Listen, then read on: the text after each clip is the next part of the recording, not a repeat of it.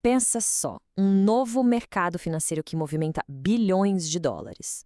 Só que aqui, os lucros não vêm de ações de tecnologia ou coisa do tipo. Eles vêm de apostas. Apostas em conflitos, em desastres e tragédias humanas. É um sistema bem controverso e é exatamente sobre isso que a gente vai mergulhar hoje. Para a gente entender como esse mundo funciona, vamos passar por 5 pontos principais. Primeiro, o que é exatamente essa tal de economia da tragédia? Depois, quem são as pessoas que parecem adivinhar o futuro? Como é que as gigantes de Wall Street entraram nessa jogada? E o mais importante de tudo, qual é o preço que a gente paga por todo esse lucro? Então, vamos começar do começo. O que seria essa economia da tragédia? Basicamente, é um sistema que pega a geopolítica, sabe, conflitos, tensões entre países, e transforma tudo num grande jogo de apostas. Isso muda completamente a relação do mercado com o que acontece no mundo. E para ter uma ideia do tamanho disso, olha só esse número: 23 bilhões de dólares. Isso foi o tanto de dinheiro apostado em um único mês, fevereiro de 2026. Ou seja, não estamos falando de um mercadinho de nicho, não. É uma força econômica gigantesca. E aqui está a definição que a gente precisa ter em mente. É um mercado onde aquela linha que separava uma análise séria de geopolítica e o ato de lucrar com o sofrimento humano, bom, essa linha simplesmente sumiu. A grande virada é essa. A tragédia virou uma mercadoria, algo que se compra e se vende. Agora, vamos dar uma olhada no primeiro grupo que está ganhando muito dinheiro com isso. São aquelas pessoas que têm uma habilidade meio sobrenatural e bem suspeita de prever o que vai acontecer. Para ilustrar, vamos pegar o caso mais famoso, um trader conhecido só pelo apelido de Mastermind. A história dele parece coisa de filme, mas ela mostra direitinho o padrão que está deixando todo mundo de cabelo em pé. E o resultado? Um lucro de mais de $500 milhão. E qual foi a aposta? Ele previu, com uma precisão cirúrgica, a queda do regime iraniano e a morte do líder do país, o Khamenei. A pergunta que não quer calar é: como ele sabia? E isso leva a gente para uma questão que não dá para ignorar. Foi só um palpite de sorte, uma sorte assim inacreditável? Ou tem alguma outra coisa acontecendo por trás dos panos?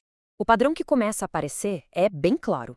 A gente vê apostas enormes, super precisas, sendo feitas poucas horas antes de eventos bombásticos, como um ataque aéreo ou a prisão de uma figura política.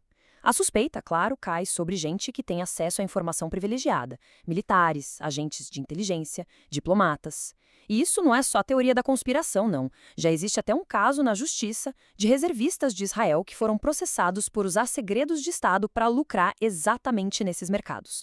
Mas olha, não são só esses indivíduos que estão lucrando. Vamos ver agora quem construiu toda a estrutura para isso acontecer. As plataformas de apostas e seus investidores bem poderosos. O modelo de negócio é bem direto. Plataformas como a Polymarket cobram uma taxinha em cada aposta feita. Elas ganham com volume, não importa quem ganha ou perde. Mas o mais interessante é ver quem está investindo nelas. Um dos principais fundos é o Sementini 80line Capital, uma empresa ligada diretamente à família Trump. E para deixar essa conexão ainda mais explícita, o Donald Trump Jr. é conselheiro da empresa. E é aqui que o problema fica sério. Isso pode gerar um conflito de interesses gigantesco. Imagina só, um governo poderia, em tese, tomar decisões políticas que mexam com o mercado de um jeito que beneficia diretamente os investimentos de seus aliados. É uma preocupação bem real. Ok, agora vamos para o terceiro grupo de ganhadores nessa história. As grandes instituições financeiras, o pessoal de Wall Street e o jeito bem criativo que eles encontraram para usar esses mercados. Eles fazem o que o mercado chama de hedge. Pensa nisso como um tipo de seguro. Uma empresa tem, digamos, uma fábrica numa área de risco. Aí, ela vai lá e aposta uma grana alta que essa fábrica vai ser atacada.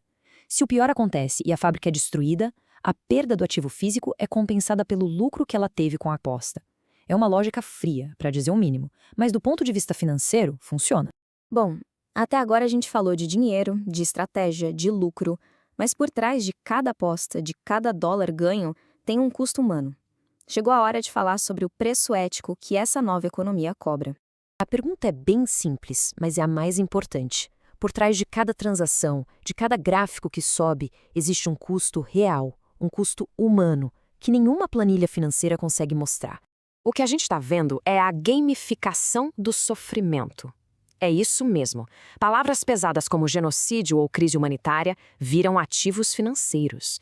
Existem mercados onde se pode apostar nos níveis de fome em Gaza ou no número exato de mortos no ataque em Teherã. A coisa chegou num ponto tão bizarro que já tem reação política. Um deputado americano, o Richie Torres, propôs uma lei com um argumento central bem direto.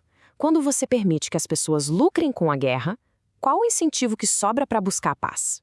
Então, para a gente amarrar tudo, vamos resumir quem está ganhando dinheiro nessa história. Primeiro, os insiders, como o tal Magamon, que usam informações que ninguém mais tem. Segundo, as plataformas, tipo a Polymarket, que faturam com as taxas de cada aposta. Terceiro, os investidores de risco, como a 1789 Capital, que veem o valor de suas empresas ir lá para cima.